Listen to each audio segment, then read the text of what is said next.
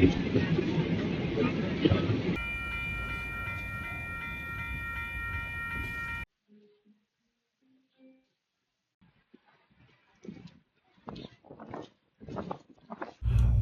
right, so far we're batting 1,000. We made it to Houston. My last three hybrid races, I was just severely sick, really sick. DECA World Championships, Hyrox Houston last year. I had been really sick about 3 weeks prior. I just had no strength. And then I came down to DECA Austin in 2022, and had been really sick that week too. And I just look back at it as like, were you sick? And I look back and I'm like, yeah, those are the last three biggest times I've ever been sick. I don't really get sick often, but if I could pick the last three times I was really ill, it was the last three times I visited Texas. So far so good. I just went out for a little 2-mile run. I like in this bathroom, so I'm just kind of like digging the shipping container vibe here. But this mirror is giving off some good vibes here, man. But just went for a little 2-mile shakeout. It's about 9 o'clock. Got a little CVS spaghetti. Hopefully this sits well, but it's time to carb up. It's Thursday night. No flight delays, but legs are tired. 3-hour drive to Chicago, and then about a 2.5-hour flight to Houston, and then about a 30-minute Uber to this Airbnb. But I got friends showing up in the morning. We've got a big workout tomorrow at a local gym hosting a shakeout workout. I think they're just kind of open up their gym for a few hours, so anyone doing the Hyrox, so we're going to check that out. But excited to grab some coffee in the morning, get a good night's sleep, and then get ready for race day. So tomorrow I would just expect to see some coffee, some fitness, and a shit ton of carbs. On this little shipping container place. So this is like a big project they got going on here. Not a bad place, super gated, really nice neighborhood, some really nice houses. But yeah, it's just that's the person across the hall from me. But yeah, let's go through a little patio.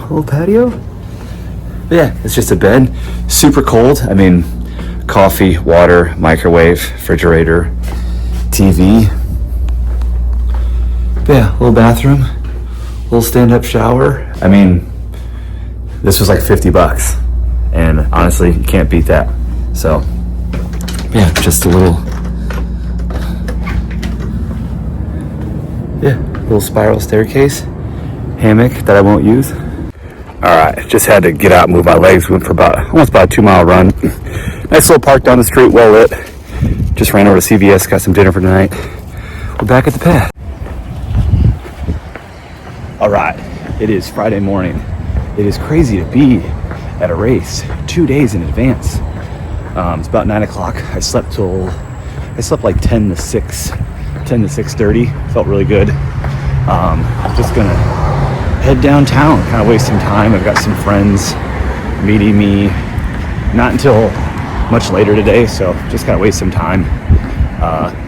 Trying not to get too many steps in, but also not just sit around and be lazy the whole day. Gonna meet up with my buddy Hayden later.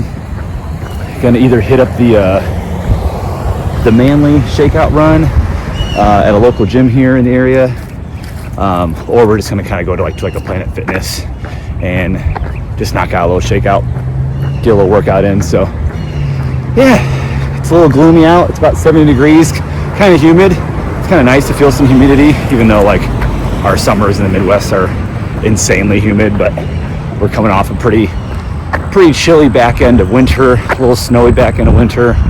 I feel like our winter kind of hits us twice. It'll be like really cold and snowy in November and December, and then like January it could be like 50s, and you're thinking about getting the golf clubs out, and then like late February comes, and you get like another foot of snow. So anyway, it's just kind of cool to just kind of be in shorts and a long sleeve. Not that I really need it, just I only brought one bag. But anyway, we're gonna head downtown, find some coffee, and get a little work done for some stuff back home. And yeah.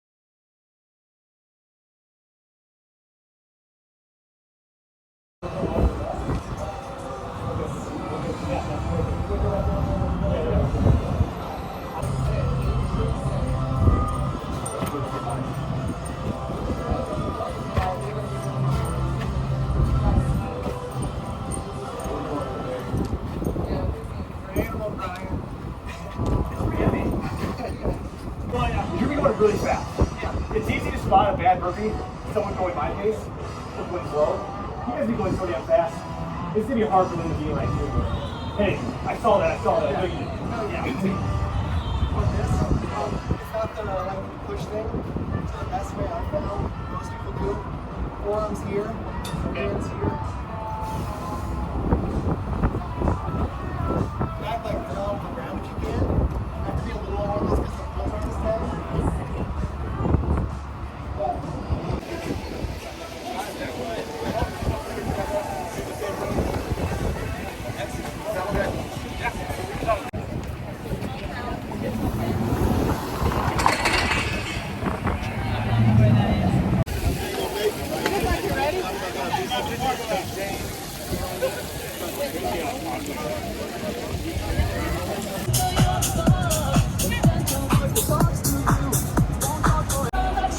It's Simonson and Riglas.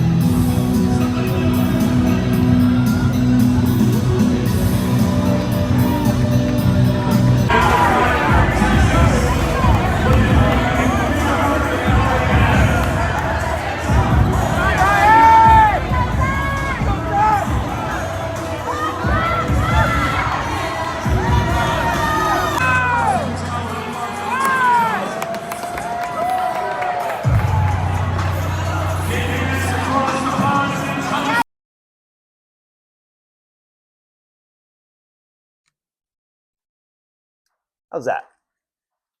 Okay, Hyrox Houston. It's in the books. No complaints here. No complaints here. No PR here, but no complaints here. Travel was great. Got to Chicago very easy. Got there super on time. Flight was on time. Got to Houston. Had a really nice Airbnb, as you saw. I was really stoked on that place. I thought the place was really cool. Had a lot of friends down there. I definitely have made a lot of acquaintances and social media friends that it really makes these events fun. And I remember like I went to a race like last year when I went to Houston. I kind of just sat there by myself the entire day. I just sat at the venue the entire day, didn't really know anybody. And this year, I just had so many friends down there, and I went and watched them race. And they have personal clients of mine that are literally making these travels to different states to race this race that is very unfamiliar to them that they're getting hooked on. And I'll talk more about that here in a little bit. But anyway, as far as the race goes, I believe the fitness that I was currently maintaining, that was the result I was going to get. If there was a couple things I wish I would have put more time into when I got back from Vegas, would have just been more longer zone 2 work. I just wish I really need to ramp up the zone 2 work. And I think it's going to help me tremendously when it comes to coaching people into this, because there's just not enough science in this sport to look at someone that's training someone and say that's incorrect or this is correct. Everyone's different. Everyone's different when they come into this sport, and you're not going to train someone that has tons of triathlon experience compared to someone that has tons of Olympic weightlifting experience. You're not going to train them the same. Everyone's going to come in from a different angle, and hopefully one day you kind of get them all on the same path, and then maybe they can kind of train together. But that's going to take months and months and months, if not like years, to kind of build two similar people. And so when it comes to training people, I really think I do a good job of getting to know that person, what their experience is, what their weaknesses are, what their strengths are, building them confidence, and then letting them raise the needle very slowly and safely to avoid injury and to avoid burnout, and to make sure we're not training too hard too often. For me, I think I'm kind of right there in the middle of like, I have good conditioning, I have good strength. I could definitely use more of both. And I remember how excited I was to get into an off season last year with Hyrox and get more into cycling and get more into longer running, and maybe dial back on the intensity, and it not being like I need to do CrossFit 4 days a week just for the sake of doing CrossFit 4 days a week. And maybe kind of putting that aside for a couple months and just letting my engine get bigger. So now that we're another year ahead of ourselves now, and from last season, and I'm in this point again. I'm at that point now where my season of Hyrox is over, and I've got no complaints. I think, again, my goal this year was sub 70 in the men's pro. We ran a 71:20 and a 71:40, I believe. Yeah, I mean, at the end of the day, I'm coming off, I came into the season with a 76, like a minute 16 PR. I ran in Chicago 2023. I ran an hour and 16 minutes, and that was very bad training. And so, yeah, I mean, I still got pretty specific. So at the end of the day, I can't not be proud of myself for knocking off 5 minutes in a 75-minute race. So, I mean, that would be like taking a half marathon from 130 to 125. If my goal was 123, you at least got to now acknowledge the fact that you knocked off 5 minutes. So, you're never going to make progress. You're never going to enjoy anything if you don't acknowledge the fact that, hey, man, you still did make great progress. Even though the sport is growing for everybody, you're just seeing people that are knocking off massive chunks of times. I had a client that ran a massive time. And so it's out there. I just got to go get it. And for me, it's just getting into a groove of building my base, just building my volume higher and higher and higher.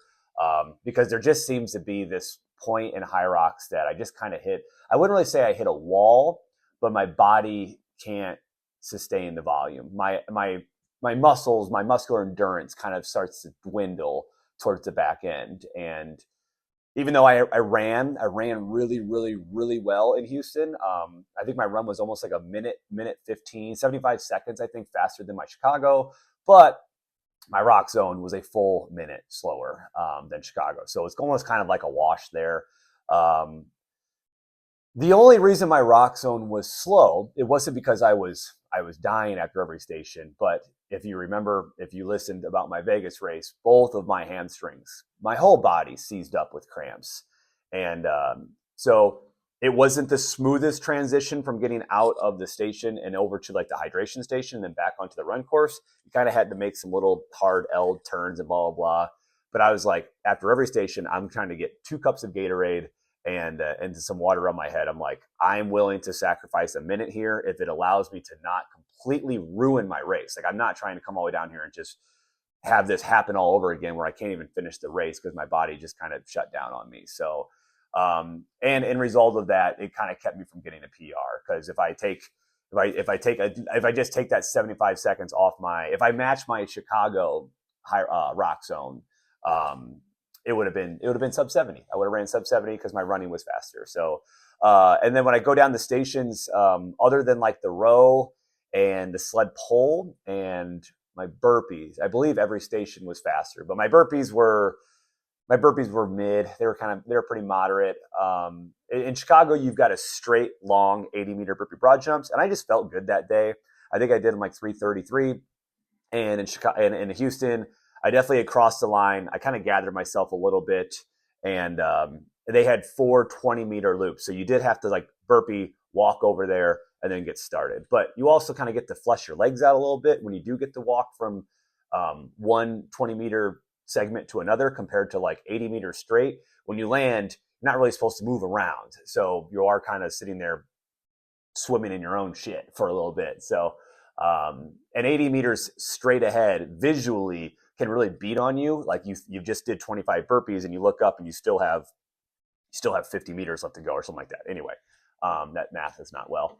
But anyway, at the end of the day, I got into, I also ran, and I know a lot of people did, I ran right by the farmer's carry. The farmer's carry was kind of tucked off to the left of the out. So you kind of came into the inn, and in the building, there was like a massive beam, and behind that beam was the farmer's carry. Now, can't really complain because Hyrox decided to use 2 venues this year compared to last year. They just used 1. So the run course was awesome. I thought the run course was really, really similar to Chicago.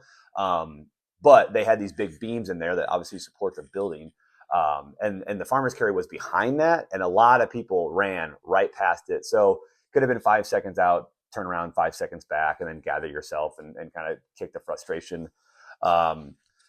But then, and my cramps have always started after I put the farmers down. I'm usually pretty good at doing the farmers unbroken or like just like a 2-second break, just kind of get my grip re-engaged. And I told myself, I'm like, put them down, go halfway, put them down, let your hamstrings kind of flush out a little bit, pick them back up.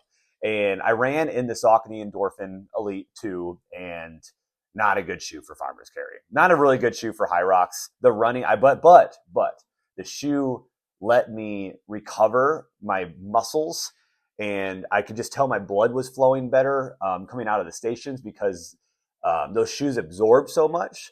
Because they're so soft. But on the sled push and sled pull, I didn't really have much of an issue in it. It wasn't like they were completely rolling over. My sled push and pull were fine. My sled pull was okay. I think people were saying that the sleds were moving very slow that day.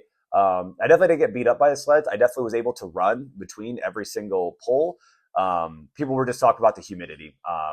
I train in a pretty hot, humid environment gym. And living in the Midwest, I've trained a lot of humidity. I could see where maybe I don't feel the humidity, but the stations like the sleds, like maybe there's a lot of suction, a lot of absorption of people's body sweat and like just the humidity in the room kind of getting between the sled carpet and the concrete, not allowing the sled to really glide, but more to kind of like probably build friction. So yeah, my sled pulls, my push and pulls were fine. And my runs after those were really good. All of my runs were pretty on point. I tried to just run about 4:02 to 4:08 kilometer pace, which was tremendously faster than Chicago. And if I can, and there wasn't a single run where I felt like I was cooked. Granted, had a very slow rock zone, but every run I felt really smooth. I recovered, and on the second half of the second loop, I really would take off. I would really speed up, try to pass some people, I was trying to make up time because I knew I was spending too much time in rock zone. Then we get to the sandbag lunges and my quads. And this is where just the lack of volume, I believe, but it didn't allow me to not do lunges. I just couldn't do lunges very fast, but my quads were completely locked up. Like, and you might see in the video, I do a couple lunges all on the same side. I go like left lunge, left lunge, left lunge. I'm trying to let that right leg just kind of get a little bit of a breather. It's not ideal. And I definitely had to do that last year in Houston when my hamstrings blew up. But no, my quads just got, and it was just a fatigue cramp. It was just my body needs more volume. I need more volume in my legs for this to not feel as bad. I remember glancing down at my watch at the last like 20 meters of the lunges, knowing where I needed to be at if I wanted to break sub 70, and I wasn't there. And I knew no matter how hard I ran, I probably wasn't going to get sub 70. Came into the wall balls, and my first 5 wall balls, due to the shoes, it was definitely like, I mean, I got tired legs. The shoes did not wall ball very well. Maybe I tested them with fresh legs, but you take a tired leg and a very, very max cushion, non-stability type of shoe. And my first 5 wall balls, I was like, oh my God, like I'm all over the place. As well as, and this is nobody's problem. I remember looking to my left and to my right, and there were judges there, but I didn't see anybody by me. And I got I wanted to say I got 30 wall balls in, and I put it down, and I asked the lady, I was like, where am I at? She's like, what? And I'm like, oh God, are you even like, how many am I at? And she goes, 26. And I was like, oh God, like, okay, whatever. I'm like, I could be at 26. Maybe you were counting. And she was a good judge. She was very chill. She's very quiet. She whispered. I really don't like need someone to yell down my throat, like, let's go. And she was just very like, you're at 50, 60. And they got bad. They just got hard. I practice wall balls a lot. And again, it's not the fact that I'm not good at wall balls. It's the fact that the duration of the race caught up to me. And I looked down at my watch and I was like, man, I'd be lucky to break 72. And I got down to 80, and I really thought I was going to do 20 unbroken. And I really just started cramping up like in my forearms. So did 2 sets of 10, the best that I could. Across the finish line, I saw like 71:45, and I instantly looked at my friends, and they both knew I came off a really bad race in Vegas. And I just said that was everything I had today. I'm very proud of the race. It was a good race. I know that not every race is going to be set up logistically for a PR. So you just have to run that race the best that you can. It's just like you go to a marathon and it could be 40-mile-an-hour winds. It could be raining sideways. It could be really hilly. Like you train to run that course. And if you have a day, you have a day. And that's why I want to do as many of these as possible. It's like, you know what? I know Chicago runs fast. I honestly think that if I go back to Houston, and this course is set up the same way, I think Houston would be a PR course for me. Dallas, not a chance. Dallas was so packed, really tight. I just don't think that was a PR kind of course. Vegas was legit. I thought Vegas was a good setup. But yeah, I mean, some days it's just not your day. And at the end of the day, I came back and I was really excited. I was really excited to get back and just have nothing up here. There's nothing in my brain. I was like, I don't have to work out today. I don't have to train today. And after 3 to 4 days of like just really taking it easy, I did one class just because our class was kind of low populated, and I just kind of jumped in and messed around. But really allowing my body to like take some time off. And it was probably almost a full week. I think I had ran like 10, 12 miles that week. I did one class and rode the bike a little bit. And for me, that's next to nothing. So I do this for the sake that it keeps me from going back to a really shitty lifestyle and way of life. And I don't need the addicting side and the mental depressing side to roll over into Hyrox if I'm not getting what I want out of this. And I need to remember that there are millions of people that are running this sport, and there's a very, very small percentage of them that are running faster than the time that I want to. And remember that I don't have a collegiate background. I don't have a massive endurance background. For what would have been the base building years of my life, I was behind a bar drinking 7 nights a week. So I need to respect the person that I am, respect that I'm building a community off of this sport that is allowing me to grow and get experience and get better and get faster. And I'm able to take my personality and my social skills from bartending and bring people into my life and teach them the ways that I have succeeded and failed in this sport. And if they trust me to help them put their best foot forward and allow me to be their coach, then that's great. And at the end of the day, that's all I can ask for. So gonna stop rambling here. That is the end of this video. That is the end of my 2024-2025 Hyrox season. And yeah, I'm not sure what's next. Right now, I'm coaching for our Fleet Feet half marathon program. I'm just pacing the 8-minute pace for those people. So maybe I'll film some workouts with them, some long runs as it's starting to get nice out again here.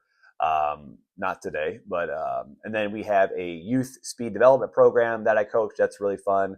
And then I have a speed program that I coach through Fleet Feet, as well as I will be relocating my personal training business here in the next couple of weeks. So maybe my next video will be more of an introduction to what's new for me on the work life. So anyway, thanks for watching. If you made it this long, I appreciate all the support over the Hyrox season.